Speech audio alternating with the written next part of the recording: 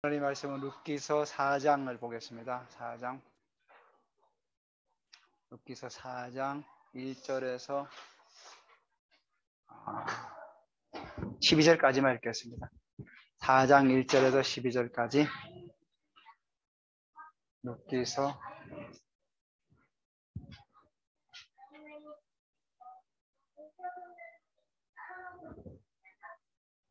제가 1절, 여러분 2절 교독합니다. 보아스가 성문으로 올라가서 거기 앉아 있더니 마침 보아스가 말하던 귀염 물을 자가 지나가는지라. 보아스가 그에게 이르되 아무개여 이리로 와서 앉으라 하니 그가 와서 앉으매 보아스가 그 성문 열매를 청하여 이르되 당신들은 여기 앉으라 하니 그들이 앉으매 보아스가 그 귀염 물을 자에게 이르되 모압 지방에서 돌아온 나오미가 우리 형제 엘리멜렉의 소유지를 팔려 함으로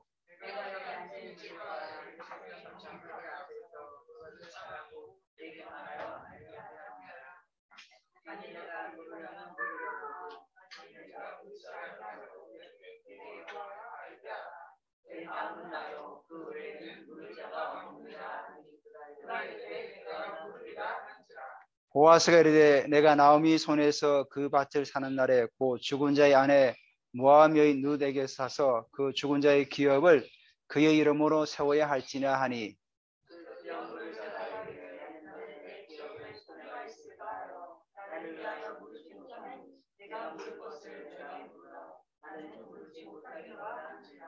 옛적 이스라엘 중에는 모든 것을 무르거나 교환하는 일을 확정하기 위하여 사람이 그의 신을 벗어 그의 이웃에게 주더니 이것이 이스라엘 중에 증명하는 전례가 된지라.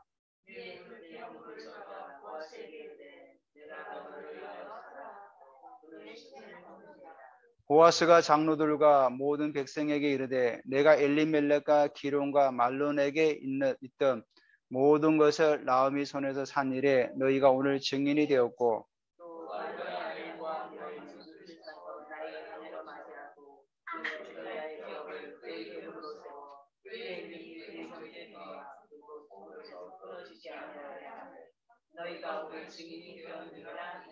성문에 있는 모든 백성과 장로들이 이르되 우리가 증인이 되나니 여호와께서 내 집에 들어가는 여인으로 이스라엘 집을 세운 라헬과 레아 두 사람과 같게 하시고 내가 에브라에서 유력하고 베들레헴에서 유명하게 하기를 원하며 여호와께서 이 젊은 여자로 말미암아 내게 참 특별하시다.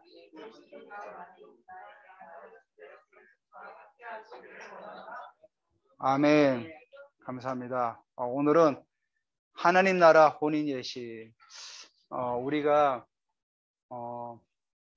성경을 보면은 구약에서는 그냥 구약의 어떤 그런 율법과 그런 걸로만 이해하게 되면은 사실 연결점이 없는데 이 구약의 모든 말씀도 사실은 신약을 다 우리가 말해주는 말씀이기 때문에 참 중요하다고 여겨집니다. 룻기를 기록한 사람이 좀 그 얘기가 많습니다. 네, 뭐 사무엘이 기록했다는 말도 있고, 근데 요즘 최근 들어서는 에스라가 기록하지 않았냐. 그래서 이 에스라가 이 룻기를 기록하면서 말라기 시대가 옵니다. 10년이 지나서 말라기는 잘 알듯이 이제 이스라엘이 마지막 선지자 아닙니까? 물론 이제 신약에 와서 마지막에 그 세례요한이 오지만은 우리가 이제 공식적으로는 구약의 마지막 선지자가 말라기 아닙니까? 그러니까 이스라엘이 드디어 하나님의 그 은혜와 그 어떤 구속사가 계속 이어지다가 끊기는 그런 시점 앞에서 이 지금 룻기가 나오고 있거든. 에스라가 나오면서 또 룻기를 기록하게 되는데 결국은 뭐냐면은 우리가 준비되지 않으면은 주님은 오시지 않는다. 그래서 이 룻기를 통해 가지고 하나님의 교회의 신부가 얼만큼 우리가 준비되냐가 너무 중요한 것 같습니다. 제가 계속해서 신부로 단장되고 준비되어야 된다 이렇게 말씀을 드리지만은 이게 신부가 준비되지 않으면은 우리 주님은 오실 날을 지체할 수밖에 없게 되는 거죠. 우리가 예전에 한번 제가 그 어떤 영상을 한번 봤는데 여러분도 제가 한번 올려서 한번 보신 적이 있는 건데 이스라엘의 그 결혼 풍습이 잘 알듯이 아버지가 허락이 떨어져야 신부를 데려오는 거 아닙니까? 그때까지 계속 신부는 준비하고 신랑도 기다리고 있는 거죠. 그래서 우리 예수님께서 하나님 아버지께서 가라 그 명령이 떨어질 때까지 그 떨어질 때가 우리 하나님의 교회가 준비가 돼야 되는 거죠. 아, 드디어 신부가 준비되었다. 이제 아들아 내려가라. 그럴 때 우리 주님께 다시 오시겠죠. 그래서 우리 교회가 너무나도 중요하고 준비되어 나가는 것. 그렇기 때문에 우리가 이 시대가 정말로 우리가 하나님의 신부로서 우리가 어떻게 준비되어 나가는 게 너무 중요한 겁니다. 우리 현주자매가 TT원을 위해서도 기도했는데 참 너무 안타까운 사실이죠. 젊은 사람들이 그렇게 많은 영혼들이 떠나갔는데 어쩌면은 그 잘못도 우리 기성세대가 있는 겁니다. 우리가 그들을 위해서 더 기도하지 못했고 또 교회가 정말 그 젊은이들이 교회에 머무를 수 있도록 그런 환경들을 만들지 못하고 어찌 보면 그러는 것들이 자꾸만 젊은이들 하여금 세상으로만 자꾸만 가게 만드는 요소가 되지 않나 그렇게 생각해 봅니다. 그들이 정말로 이 복음의 그 어떤 은혜와 그 능력을 안다면 얼마나 좋겠습니까?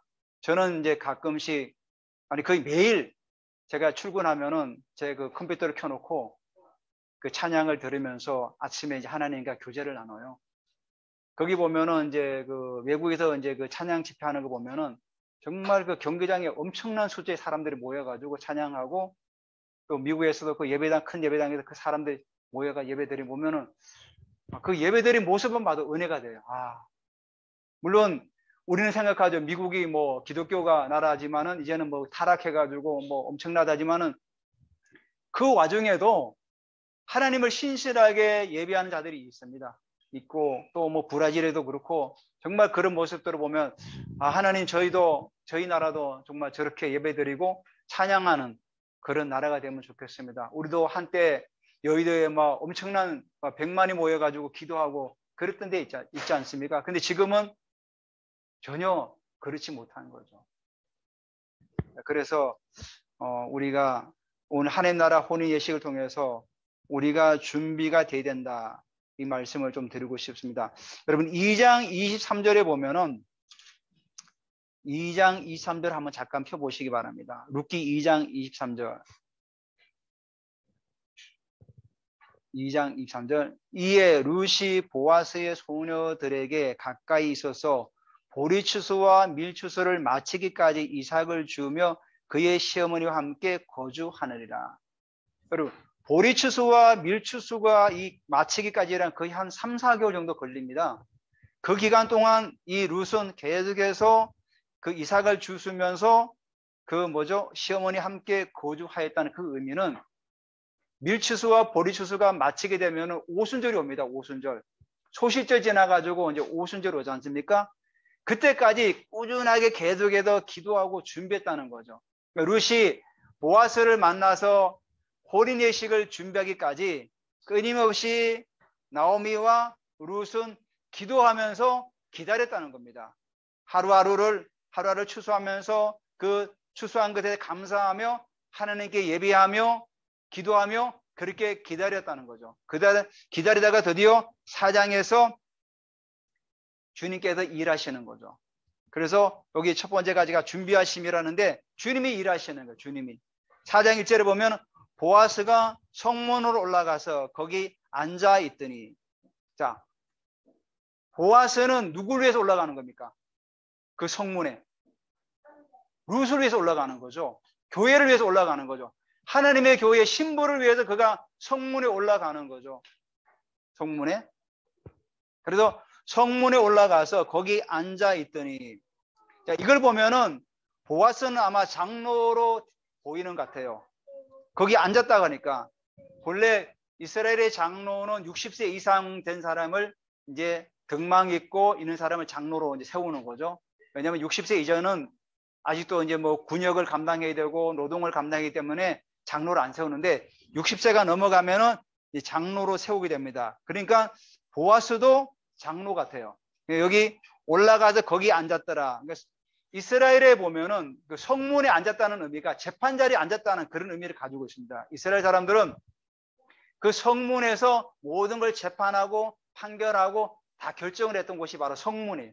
그래서 성문에 장로들이 앉아가지고 혹시라도 이방 사람이 들어오면은 네가 어디서 왔느냐 물어보기도 하고 판단하고 또 아니면 쫓아내기도 하고 그곳이 바로 성문이었죠. 그래서 사람들이 어떤 뭐 고민이라든지 문제가 있으면 성문에 와서 장로들에게 물어보고 거기서 판결을 받았던 겁니다. 근데 보아스가 올라가서 거기 앉아 있더니 그러니까 보아스도 장로로 보이는 거죠. 그래서 마침 보아스가 말하던 기업 물을 자가 지나가는지라 보아스가 그에게 이르되 아무개여 이리로 와서 앉으라.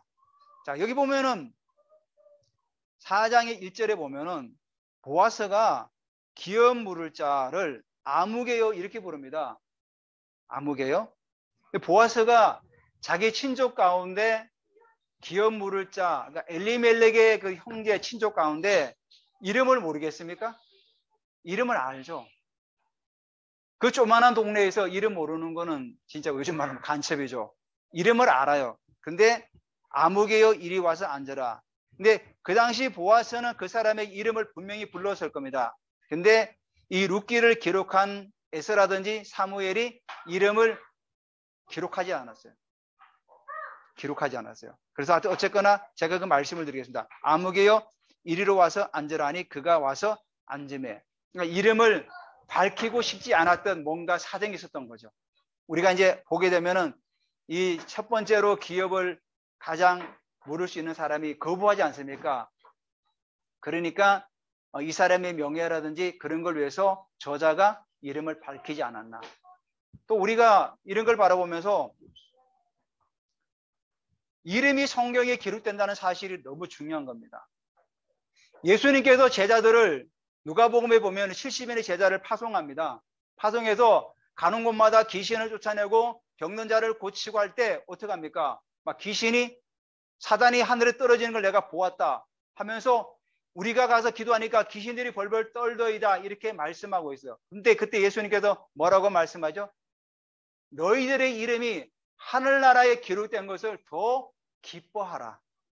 하늘나라에 너의 이름이 기록된 걸 더 기뻐하라. 그 하늘나라의 이름이 뭐죠? 생명책이죠. 생명책에 우리의 이름 석자가 기록된 게 너무나도 크다는 의미죠. 그래서 바울이 이런 얘기를 하지 않습니까? 내가 우리 동족 유대인을 전도함에 있어서 그 동족들이 구원받는다면 내 이름을 생명책에서 빼도 저는 괜찮습니다. 그만큼 그 생명책에 기록된 이름이 너무 중요하다는 겁니다. 그래서 여기 아무개 하면서 이름을 빠지지 않습니까? 그러니까 자기 형제, 친형제는 아니지라도 가까운 친족의 이름이 하나님의 구속사에서 끊어지는 것을 그거를 그냥 잠잠하게 지켜보는 사람도 그 사람 이름도 사라지게 돼 있다는 거예요.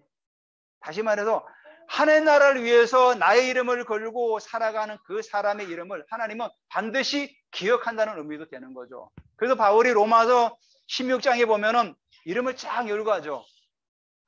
자기가 지금까지 사역을 하면서 도왔던 수많은 사람들의 이름을 한 명 한 명 열고 하죠. 나의 친척, 나의 동역자, 또 나의 생명을 아끼지 않고 도와줬던 사람, 나의 또 어머니 뭐 이런 식으로 해서 쭉 이름을 다 기록을 해요. 그 이름을 왜 기록할까요? 내가 다른 얘기도 하기도 바쁜데. 그러니까 이름을 이렇게 기록하는 것은 그들의 신앙을 우리가 본받으라는 거죠. 이 사람들도 하나님 나라를 위해서 이렇게 살았던 사람들이다. 그래서 히브리서 기자는 우리가 믿음의 선한 싸움을 막 달려갈 때 구름 같은 증인들이 우리를 지켜보고 있다. 우리가 이 땅에서 하나님 나라 확장을 위해서 한 걸음 한 걸음 내 일터에서 또 기도하면서 아이들을 가르치고 또 일하면서 나아갈 때 그 모든 것들이 우리 하나님은 보고 계시고 또 기억하고 계신다는 사실이에요. 그래서 여기 이름이 기록된다는 게 너무 중요합니다. 근데 여기 4장 1절에 아무개여 이름이 없다는 자체는 그게 수치죠, 사실은. 그래서 저자가 이름을 빼버린 거죠.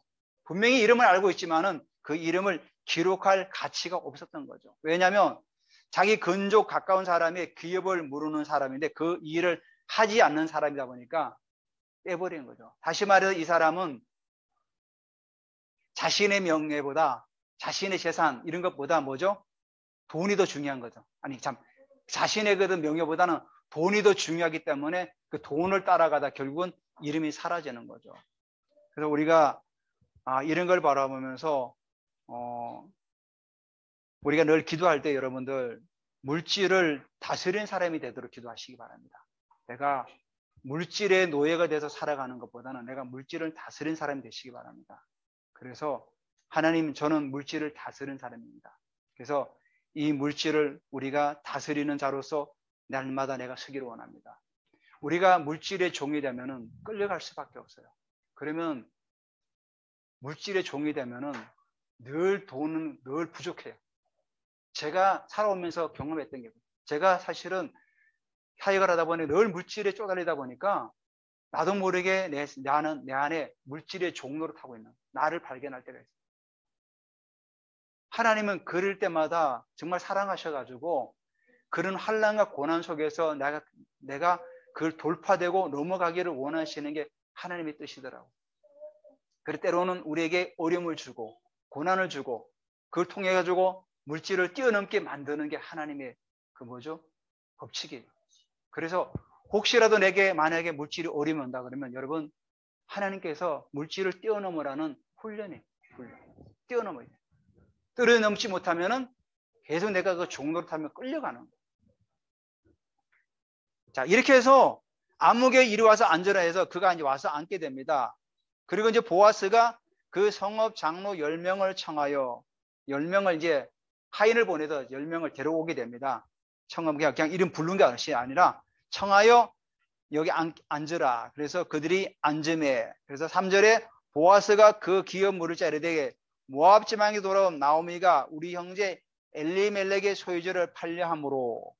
자, 이스라엘은 본래 땅을 팔 수가 없습니다. 성경에 보면은 땅은 내게 속하여서 영원히 팔지를 못해요. 그럼 여기 판단 의미는 뭐죠? 토지 사용권을 말하는 거예요. 토지 사용권. 레위기 25장 23절 25절에 보면은 이렇게 말씀하고 있어요. 토지는 영구히 팔지 말 것은 토지는 다 내 것임이니라. 토지는 팔 수가 없어요. 그럼 이 판단 의미는 뭐죠? 토지 사용권. 토지 사용. 그래서 이스라엘은 토지를 왜 50년 사용하면 희년이 되면은 돌려주죠. 돌려주는 게 그 사람이 50년 동안 토지를 사용하다가 이제 그 본래 주인에게 돌려주는 거예요. 왜 토지는 팔 수가 없기 때문에. 그래서 돌려주는 거예요. 그래서 토지 사용권을 이제 파는 거예요. 토지 사용권을. 형편이 어려우니까. 그래서 내가 여기 4절에 내가 여기 앉은 이들과 내 백성의 장로들 앞에서 그것을 사라고 내게 말하여 알게 하여노라. 그러니까 지금 아무개요. 그 사람 이름은 뭔지 몰라요. 이름은 우리는 모르지만 보아스는 알고 있어요.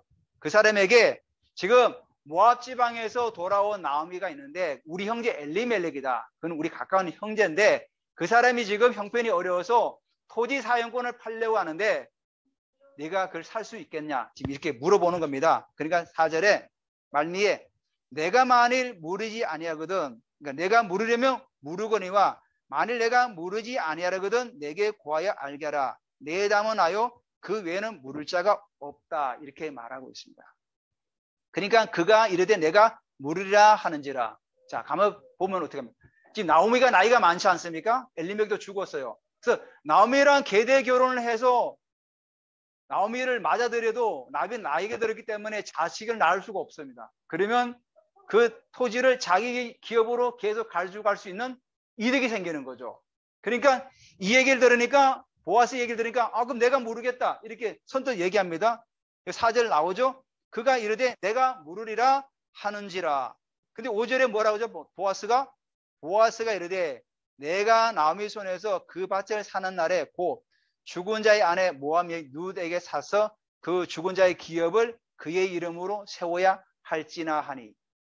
이제 그 사람이 물은다고 하니까 보아스가 본론을 얘기합니다. 자, 그러면은 모압집에 돌아오는 그 말론의 아내 룻이 있는데 그 아내를 산다는 의미가 신부로 맞아들인다, 또 아내로 맞아들인다, 그런 의미를 돈 주고 사는 게 아니라 그 산다는 의미가 내 아내로 맞아들인다, 그런 의미를 가지고 있는 거예요. 예전에 보면은 신부를 데려오기 위해서 지참금을 주지 않았습니까? 그런 의미가 있기 때문에 산다 이렇게 표현하는 것 뿐이에요. 그래서 그 죽은 자의 기업을 그의 이름으로 세워야 할지나 하니 이렇게 어떻게 합니까?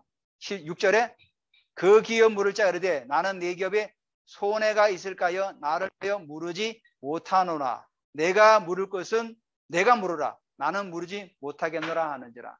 자, 이제 본색이 드러난 거죠. 처음에는 나밖에 없는 줄 아는데 누시란 그 자부가 있다 보니까 그 자부랑 계대 결혼해서 그의 이름으로 엘리멜렉의 이름으로 그 기업을 이어가 나가야 된다니까 이 처음에 물으는 자가 자기 기업이 당연히 손해가 나죠. 그러니까 나는 물으지 않겠다. 이렇게 얘기하는 거죠. 그러니까 이 사람이 아무개야라고 저자가 기록된 이유를 알겠죠. 돈밖에 모르는 거죠, 한마디로. 왜냐하면 이스라엘의 그 법칙의 율법에 의하면은 자기 친족 가운데 그 어려운 사람에겐 당연하게 기업, 고엘이 되어줘가지고 기업을 이어주는 그들에게 의무가 있는 거야. 근데 이 사람은 그 이스라엘의 그 전통 사회의 그 의무를 이행하지 않겠다는 거죠. 그러니까 여기 자기는 손해가 되어서 하지 않겠다 이렇게 얘기하는 거죠.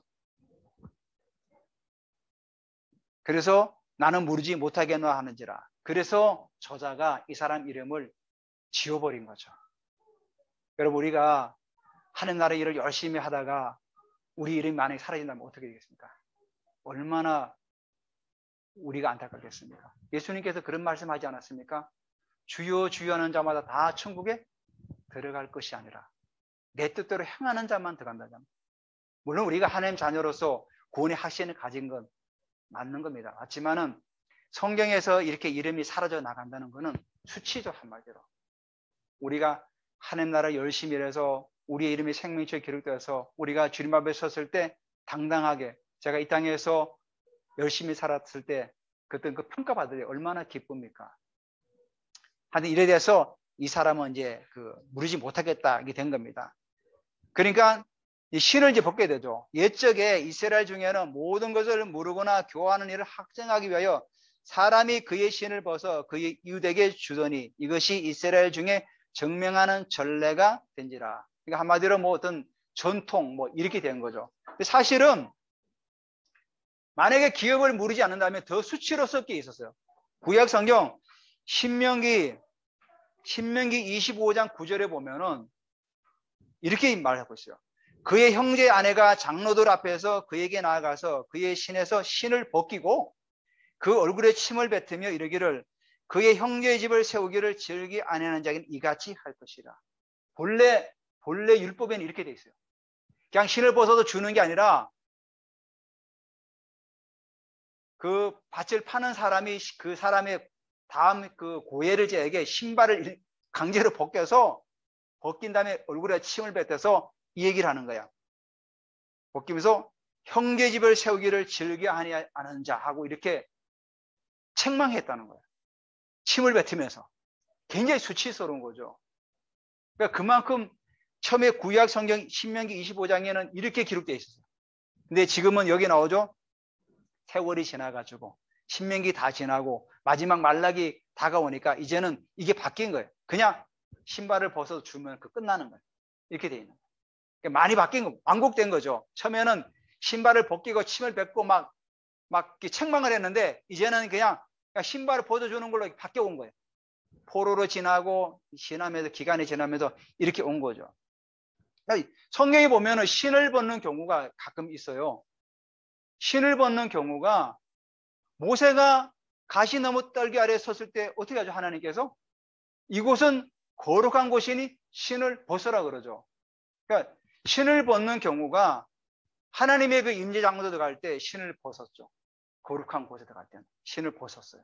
그리고 성경에 보면은 애국할 때 다윗이 애국할 때 신을 벗었다고 그랬어요. 그리고 포로로 끌려갈 때 신발을 다 벗겨요. 무슨 의미인지 모르지만 하여튼 신발을 다 벗겨요.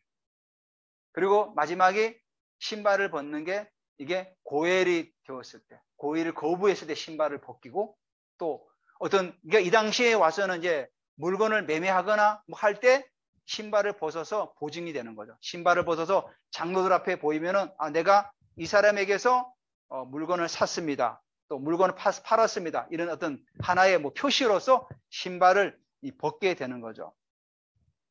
자, 그래서 8절 이에 그 기업 물을 자가 보아스에게 이르되 내가 너를 위하여 사라 하고 그 신을 벗는지라. 이 8절 한번 보십시오. 이에 그 기업 물을자가 첫 번째 기업 물을자 아무개를 말하는 겁니다. 아무개가 보아스에게 이르되 내가 너를 위하여 살아 하고 그의 신을 벗는지라. 자기는 사기 싫은데 너를 위하여 살아는 거예요. 너를 위하여. 그 말이 무슨 말입니까? 나는 손해가 돼도 안 사는데 너는 손해가 돼도 살아, 이 얘기예요. 얼마나 이중적입니까? 그러니까 지금 이 사람이 8절에 이에 그 기업 물을 자가 보아스에게 이르되 내가 너를 위하여 살아 하고 그의 신을 벗는지라. 그러니까 이 사람이 굉장히 이중적인 거죠. 자기가 손해될 때는 안 사고 보아스는 손해돼도 괜찮아. 너는 너를 위해 살아. 이렇게 얘기하는 거죠. 근데 결국은 보아스는 나중에 어떻게 됩니까? 다윗왕의 족보에 올라가는 그런 어떤 영광을 얻게 되는 거죠. 그래서 나중에 우리 성경 보지만은 그 난 오벳이 이새의 아버지가 되고 다윗의 정조보가 되는 거죠. 이렇게 해서 이제 9절에 보아스가 그 장로들에게 얘기합니다. 모든 백성에게 이르되 내가 엘리멜레가 기론과 말론에게 있는 모든 것을 나오미 손에 산 일에 너희가 오늘 증인이 되었고 또 말론의 아내 모함 여인 룻을 사서 나의 아내로 맞이하고 그 죽은 자의 기업을 그 이름으로 세워 그의 이름이 그 형제 중에 또 그 성문에서 끊어지지 아니하게 하며 오늘 너희가 오늘 증인이 되니라 하니. 보아스는 어떻게 합니까? 장로들하고 백성들 앞에서 선포를 하는 거예요. 사실 이렇게 선포라는 의미는 우리가 결혼식을 아무도 모르게 결혼식 올리지 않지 않습니까? 결혼식을 왜 많은 하객들을 모시고 결혼식을 올립니까? 그냥 동사무소 가서 혼인신고하면 끝나요. 그러면 합법적으로 우리나라 대한민국 헌법은 합법적으로 부부가 돼요. 근데 결혼식을 하는 이유가 뭡니까? 많은 하객들을 모시고 공포를 하는 거죠. 내가 오늘 오기원이 김경아를 아내로 맞이하는 그를 모든 사람 앞에 공포를 하는 거예요. 공포한다는 의미는 뭐죠? 이제 이 두 사람이 결혼한 것은 백일하에 다 밝혀진 거예요. 그러니까 이제는 다른 여자를 만나면 안 되고 다른 남자를 만나면 안 되는 거죠.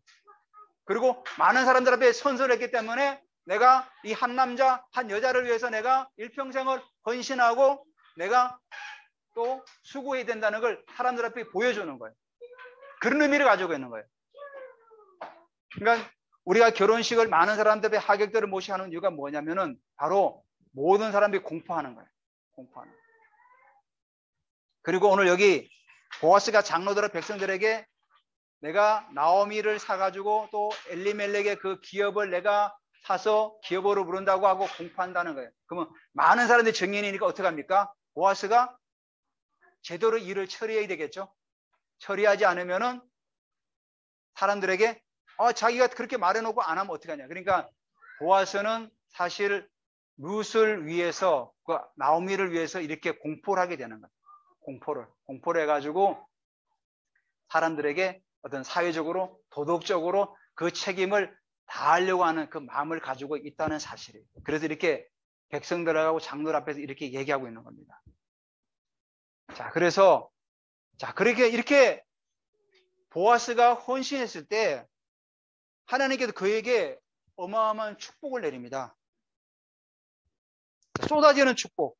11절에 그 성문에 있는 모든 백성과 장로들이 이르되 우리가 증인이 되나니 여호와께서 내 집에 들어가는 여인으로 이스라엘 집을 세운 나헬과 레아 두 사람 갖게 하시고. 이게 무슨 말입니까? 이방 여인 모함 여인에게 룻에게 이스라엘의 족보가 되고 이스라엘을 만든 야곱의 그 12아들이 이스라엘 아닙니까? 이스라엘 12지파를 형성하지 않았습니까? 그 12지파를 낳은 사람이 누굽니까? 바로 레아와 라헬 아닙니까? 그러니까 이 모함 여인 이 한 여인에게 이렇게 어마어마한 칭송을 하게 된 거죠. 여러분, 사사기가 어떤 시대입니까? 사사기가 말씀이 있어도 말씀이 없던 시대였어요. 하나님이 약속이 있어도 약속을 지키자던 시대가 사사시대예요. 그러니까 사사시대의 그 주제가 뭡니까? 그때는 왕이 없으므로 자기 소견에 옳은 대로 행하였더라. 그 왕이 누굽니까? 하나님이. 그때는 왕이 없으므로 하나님이 있었지만은 하나님이 없었어요. 없었기 때문에 자기의 소견 옳은 대로 행했던 시대가 사사시대예요. 말씀은 존재했지만 말씀을 지키지 않은 시대였고, 약속이 있었지만 약속을 지키지 않은 시대가 사사시대였던 거죠. 그 사사시대에 사람들이 룻에게 이런 축복을 내렸던 거죠. 그 의미는 뭡니까? 룻이 그 공동체에 들어와가지고 그들을 변화시켰다는 거죠. 한 영혼이 들어와가지고 그 동네를 뒤집어 엎어버린 거예요. 제가 2장 23절을 말씀드리지 않았습니까? 그 의미가 소두에 말씀드리기가, 보리추수와 밀추수 끝날 때까지 계속해서 끊임없이 룻과 나오미는 기도했던 거죠. 공동체를 위해서, 하나님 나라를 위해서, 구속사를 위해서 계속 기도했던 거죠. 그러니까 결국은 그 동네가 변화되기 시작한 거죠. 그 베들레헴 동네가, 그 조그만한 동네가 변화되기 시작한 거죠. 그러니까 그 동네 사람들이 룻을 얼마나 잘 봤으면은, 당신이 우리 조상 레아와 라헬 같이 되기를 원한다, 이렇게 고백하지 않았겠습니까? 그 엄청난 축복이죠. 특히 이방 여인인데 자기들의 조상의 그 두 어머니를 얘기하고 있는 거죠, 지금. 그리고 보아스에게는 내가 에브랄에서 유력하고 어떤 뭐죠? 굉장히 어떤 경제적으로 부유하고 베들레헴에서 유명하게 하시기를 원한다. 그러니까 이 의미가 뭐냐면은, 베들레헴 하면은 보아스 하면은 베들레헴, 이런 의미를 가지고 있는 거예요. 우리가 어떤 동네에 가면은 그 동네 유명한 사람 있지 않습니까? 가면은 누구 알아? 아, 그 동네 가면 맞아, 그 사람이 있어, 이런 식이 되는 거죠. 우리가 요즘 뭡니까? 그 유명한 그 커피숍 하면 커피 얘기하다 있지 않습니까? 스타벅스 이런 식으로 그렇게 된다는 거예요. 그러니까 베들레헴에서 이 보아스라는 이름이 유명하게 되는 거죠. 아, 베들레헴 하면은 보아스가 있어. 보아스 그 사람 베들레헴 사람이야, 이런 식이 됐다는 거죠. 그만큼 하나님께서 그렇게 축복하셨다는 사실. 자, 하나님께서 교회가 준비되니까 하나님께서 일하시는 거죠. 룻과 나오미가 보리추수와 밀추수 말 때까지 끊임없이 준비되면서 기도해 나가니까 그때부터 누가 일합니까? 보아스가 자기가 성문 올라가서 막 그 유력자를 데리고 와서 그 기업 물을 자를 앉혀가지고 묻고 장도를 청해가지고 다 일을 진행하지 않습니까? 이게 뭐냐면 하나님께서 일하신다는 거죠. 만약에 룻하고 나오미가 쫓아다니면 얼마나 일하겠습니까? 여인들이, 가부 둘이서 쫓아다니면 일이 안 되는 거죠. 그 당시가 사회가 남성 위주의 사회다 본데 여성이 쫓아다녀서 일이 안 되는 사회죠. 보아스라는 한 사람이 장로석에 앉아가지고 장로를 청하고 또 기업물을 첫 번째 물자를 또 불러서 앉히고 이렇게 진행하는 애가 일이 일사천리로 진행되는 거죠. 그거를 나오미하고 룻이 쫓아다니며 했다고 생각해 보시기 바랍니다. 그러면 일이 진행이 안 되는 거죠. 무시당하기만 하고. 근데 그들은 어떻게 하십니까? 계속 기도했던 거죠. 보리추수와 밀추수 끝날 때까지 계속해서 하나님의 구속사가 이어지기를 위해서 그들은 계속 기도했던 거예요. 보리추수하면서 이삭을 주우면서, 그렇게 날마다 매일의 그 삶 가운데서 하루하루를 하나님 앞에서 올려드린 거죠. 추수를 하면서. 그러니까 우리도 마찬가지. 우리의 삶도 매일매일의 하나님 앞에서 드려지는 삶이 너무 중요하다는 겁니다. 그렇기 때문에 여러분들께서 하루에 꼭 한 번은 하나님과 교제를 꼭 나누시기 바랍니다. 하나님과. 그 시간이 많지 않으면은 10분이라도 좀 찬양을 틀어놓고 찬양을 부르면서 하나님과 교제 시간을 꼭 가지세요. 그런 시간들이 쌓일 때 마지막 때 하나님께 일하시고 그 일에 나가시는 거죠. 자, 그래서 계속 이제 축복하는 거죠. 12절에 여호와께서 이 젊은 여자로 말미암아 내게 상속자를 사, 이제 보아스에게 얘기하는 겁니다. 내 집이 다말이 유다에게 낳아준 베레스의 집과 하게 하시기를 원한다. 베레스가 누굽니까? 자기들 조상 아닙니까? 베레스도. 베레스의 후손이 나중에 여기 18절부터 나옵니다. 쭉. 베레스의 후손이 결국 다윗을 낳았다라고 마치게 되는 거죠.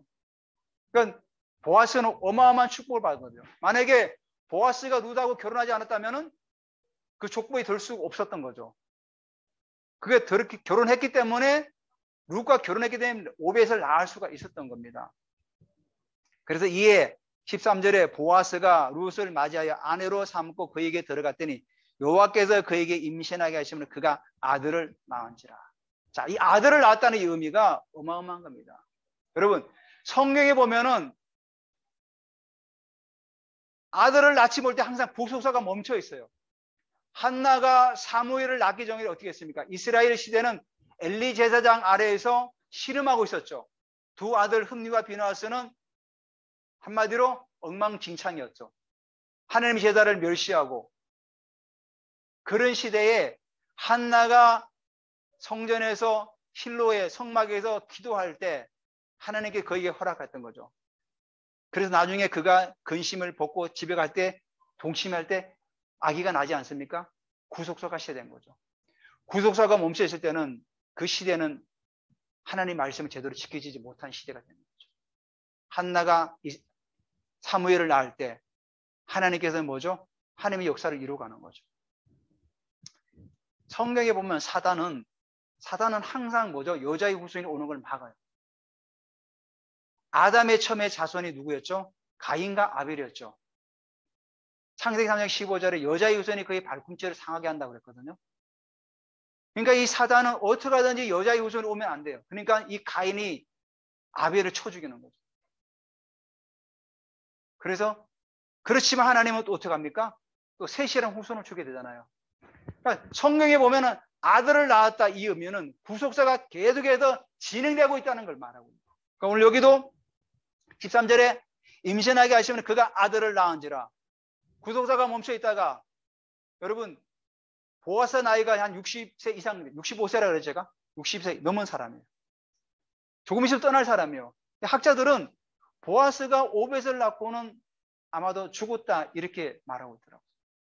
왜냐하면 그 근거가 나중에 우리 보게 되지만은 나오미가 그의 양육자가 되었더라 이렇게 표현하고 있기 때문에, 물론 나이도 있었지만은 우리 여러 가지 우리는 정확히 모르지만 어쨌거나 하나님은 구속사의 불이 막 꺼져갈 그 무렵에 보아스랑 루시랑 결혼하게 해서 오벳을 낳게 했던 거죠. 그만큼 이렇게 아들을 낳았다는 의미가 어마어마한 축복이라는 거죠. 그래서 이 사단은 어떻게 하든지 여인의 후손이 오기를 반대하는 거죠. 반대. 사실은 예수님 마지막 그 예수님도 어떻게 했습니까? 헤롯이 죽이려고 하지 않았습니까? 그때 하나님께서 계시하셔가지고 만약에 애국을 피하지 않았다면 예수님도 죽을 수 있었던 그런 상황이었죠. 근데 하나님께서 빨리 애국으로 피해라. 그래 피해가지고 면하지 않습니다. 그러니까 이 사단은 끊임없이 예수님 때까지 지금도 마찬가지로 여자의 후손이 오는 걸 그렇게 막고 있는 거죠. 지금도 이 사단은 하나님의 교회가 신부가 단장돼서 준비되는 걸 못하게 막고 있는 거죠. 끊임없이 사단은 우리의 삶 가운데서 신부가 되지 못하도록 계속해서 우리를 공격하고 우리를 무너뜨리려고 하는 거죠. 우리가 하나님의 자녀 되어서 내가 천국 가면 끝나는 게 아니라 우리는 신부로 준비되어서 다시 오실 주님을 맞이해야 되는 거예요. 우리 주님께 다시 오실 때 신부를 찾을 거 아닙니까? 그때 우리가 들림받아서 천국의 혼인잔치에 같이 참여해야 되는 거죠. 그렇기 때문에 우리는 준비해야 된다는 거죠. 그러니까 14절에 여인들이 나오미에게 이르되 찬송할지로다. 하나님을 찬송할지로다. 여호와께서는 우리에게 기업 물을 자가 없게 하지 아니하셨도다. 드디어 뭐죠? 구속자가 끊이지 않고 진행된 거죠. 진행된 거죠. 끊어질 뻔하였는데 진행해. 그러니까 여인들이 찬송하는 거죠. 그래서 오늘 내게 기업 물을 자가 없게 하지 않았도다. 이 아이가 이름을 이스라엘 중에 유명하게 되기를 원한다. 유명해진 거죠. 나중에 오벳이라는 이름이 돼서. 그래서 15 이는 내 생명의 회복자이며 내 노년의 봉양자다. 그래서 오벳이라는 이름이 봉양자 뜻이 있어요. 오벳이라는 이름이 봉양자, 섬기다, 봉사하다 이런 의미예요. 그러니까 하나님께서 참 기가 막히게 일하시는 거죠. 자, 그래서 여기 15절에 이는 마지막이 뭐랍니까? 7 아들보다 귀한 내 며느리가 낳은 자로다. 7 아들. 이스라엘의 7은 뭡니까? 완전수죠. 완전수. 완전수는 이상적이고. 그러니까 그 완전한 것보다 더 귀한 며느리가 아기를 낳았다는 거죠. 그래서 여기 16절에 나오미가 아기를 받아 품에 품고 그의 양육자가 되니 이거잖아요.